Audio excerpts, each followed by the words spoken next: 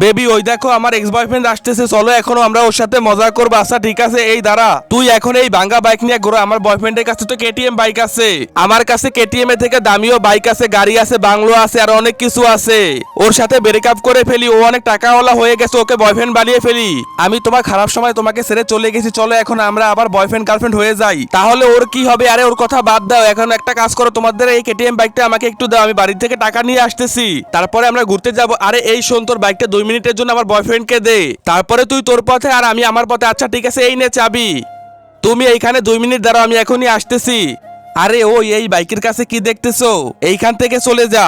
তারপরে কি হলো সেটা দেখার আগে তুমি যদি মহান আল্লাহর এই সুন্দর ছবিটাকে ভালোবাসো তাহলে ভিডিওতে একটা লাইক করে চ্যানেলটা সাবস্ক্রাইব করে দিবে, আর অবশ্যই কমেন্টে মহান আল্লাহর সুন্দর নামটি লিখে যাবে। আর যদি না করো তাহলে বুঝে যাবো তুমি আল্লাহকে একটুও ভালোবাসো না।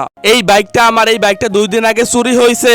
আরে তাহলে তো ওই ছেলে আমাদের বোকা বানিয়ে কেটিএম নিয়ে চলে গেছে, এই তো আমি ওদের কেটিএম মেরে দিয়েছি।